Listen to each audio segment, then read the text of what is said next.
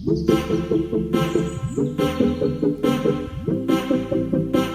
साथियों, मैं अमरदीप कादियान। नमस्ते, प्रणाम, सलाम वालेकुम, सत श्री अकाल, जय मसीह की, राम राम जी, जय माता की। साथियों, आपका स्वागत है मेरे यूट्यूब चैनल डिसेंट एडवाइस में।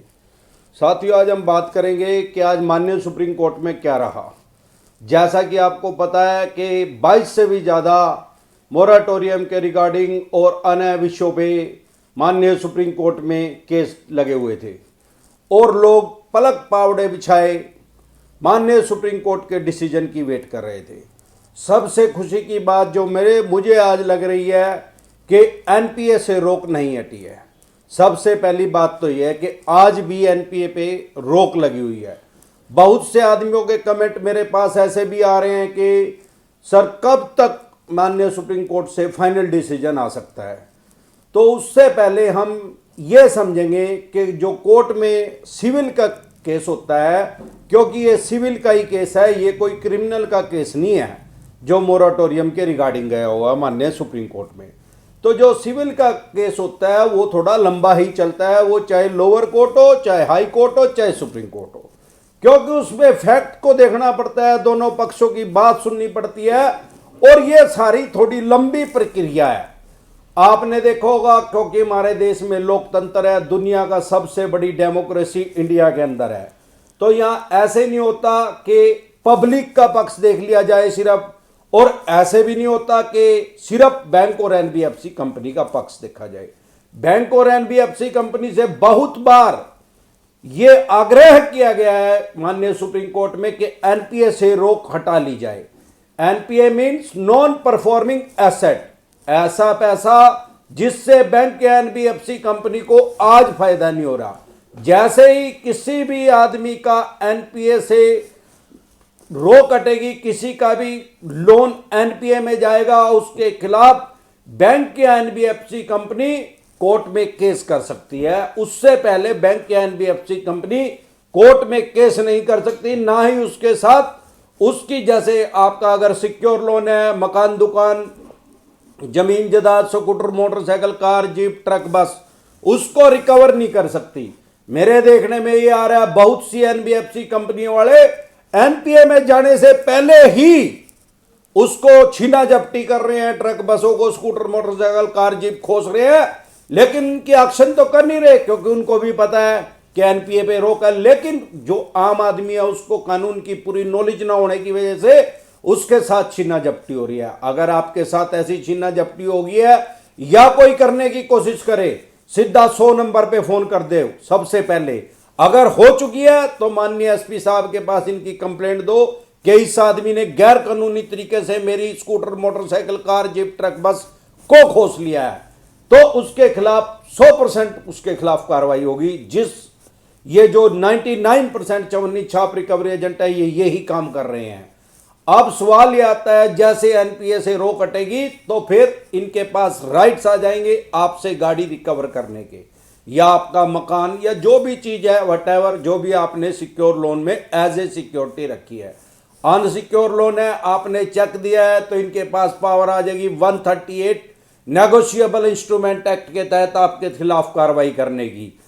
हाँ, इसके अलावा आपके ऊपर ये सिविल का केस कर सकते हैं, लेकिन अगर आपका अनसिक्योर लोन है तो वो समझ लेना पंजी का केस होगा, 5 पैसे का केस होगा। उसमें मैंने आज तक किसी का कुछ नहीं बिगड़ते हुए देखा है। आपके पास पैसे हो तो आप इनके पैसे दे दीजिए, नहीं तो ये बस सबसे बड़ी एक अपना ब्रह्मास्त्र यूज करेंगे, आपका सिविल खराब कर देंगे। फिर चाहे आपका अनसिक्योर लोन हो, बेशक से आपका 10,000 रुपए को, चाहे 5,000 रुपए को, ये आपका सिविल स्कोर खराब कर देंगे। फ्यूचर में आपको कोई भी बैंक या एनबीएफसी कंपनी लोन नहीं देगी, आपकी फाइनेंशियल डेथ कर देंगे। अब क्योंकि हमारे देश में कानून ऐसा है, थोड़ा स्लो चलता है, क्योंकि ये पूरा डीपली जाता है, पूरा समझने की कोशिश करते हैं माननीय जज साहब इसको। और मुझे ऐसा लगता है क्योंकि ब्रिटिश काल में जो कानून बने थे, वो 1851 में भी जो कानून बने हुए हैं वो आज भी लागू हैं। बहुत से कानून, बहुत सी धाराएं आज भी एज इट इज आज भी लागू हैं, जिनकी आज की डेट में कोई वैल्यू नहीं रही, लेकिन वो चल ही रही है, पीढ़ी दर पीढ़ी चली आ रही हैं। क्योंकि हमारे देश में लगभग 200 साल तक अंग्रेजों ने राज किया, ब्रिटिश काल लगभग 200 साल तक रहा। तो ब्रिटिश काल में भी कोर्ट थी, ब्रिटिश काल में भी केस होते थे, ब्रिटिश काल में भी सुनवाई होती थी, क्रिमिनल केस भी होते थे, सिविल केस भी होते थे। और मुझे ऐसा लगता है कि ब्रिटिश काल में देश चलाने का जो तरीका था आज भी लगभग वही है। क्योंकि अगर हम ब्रिटिश काल की बात करें, जब देश आजाद नहीं हुआ था, उस टाइम पहले कहते थे राय साहब, फिर हो गए, उसके बाद बोलते थे वायस राय साहब। अब ये राय साहब कौन होते थे, वायस राय साहब कौन होते थे? राय साहब जो होते थे वो आज की डेट में माननीय राज्यपाल की पोस्ट के बराबर हम उनको मान के चलेंगे। तो देश तो उस टाइम भी इसी तरीके से चल रहा था। वायस राय कौन होते थे उस टाइम?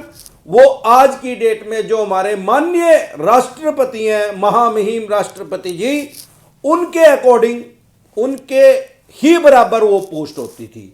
आपने सुना होगा लॉर्ड कर्जन, लॉर्ड माउंटबेटन, ये सब उस टाइम के वायसराय थे।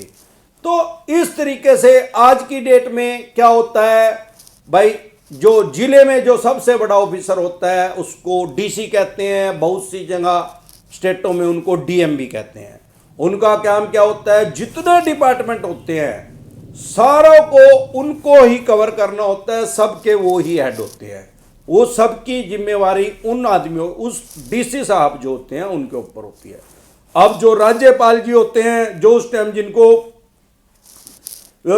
वायसराय बोलते थे, वायसराय तो राष्ट्रपति जी को बोलते थे, राय साहब जिनको बोलते थे, उनका काम उस टाइम भी यही था, आज भी यही है। आज भी कोई भी कानून बनता है स्टेट में, किसी भी स्टेट में कोई भी कानून बनने के बाद वो लागू तब होता है जब उन पे राज्यपाल जी के साइन हो जाए और उनकी मोहर लग जाए। और देश में कोई भी कानून बनता है, वो कानून तो संसद भवन में पास हो जाता है एक मत से, बहुमत से। जब वो पास हो जाता है कानून तो बन जाता है, लेकिन वो कानून लागू तब होता है जब उस पे महामहिम राष्ट्रपति जी के साइन हो जाए और उनकी मोहर लग जाए। तो मैं ये समझता हूं, जो जिस तरीके से अंग्रेजों ने देश चलाने का तरीका निकाला था, वो ही सेम टू सेम उसी तरीके से आज भी देश चल रहा है। हालांकि देश को आजाद हुए लगभग 74 साल हो गए हैं, लेकिन उसको किसी ने चेंज नहीं किया। चाहे किसी की भी सरकार आई, वो उसी तरीके से चलता जा रहा है। यही कारण है कि हमारी कोर्ट भी उसी तरीके से ही काम कर रही है। ब्रिटिश काल में जैसे चल रही थी लगभग, सारा तो नहीं कह सकते क्योंकि कुछ अब नए बदलाव भी हुए हैं और कुछ नए कानून भी आए हैं। क्या वो इसलिए भी आए हैं क्योंकि अब आईटी एक्ट आ गया। जब तो मोबाइल ही नहीं थे तो लैंडलाइन भी नहीं थे यार, मोबाइल तो आई अभी है, तो ये बड़ा लंबा प्रोसीजर हो जाएगा। कुछ तो बदलाव हुए हैं लेकिन सारे बदलाव नहीं हुए।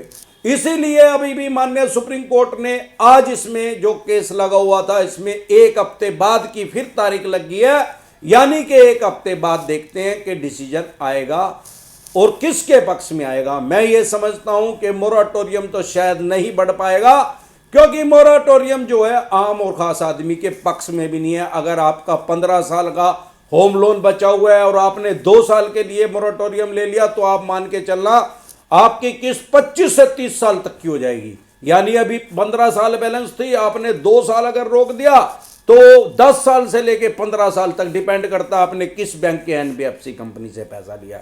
वो उस 2 साल का ब्याज उन 15 सालों का ब्याज लगाएंगे। जो 2 साल की किस्त रोकी है उन 15 सालों का ब्याज लगा के उसको एक्सटेंड कर देंगे। वो भरने बड़े भारी पड़ जाएंगे। मुझे ऐसे लगता है कि शायद रिस्ट्रक्चर को एक्सटेंड कर दिया जाए।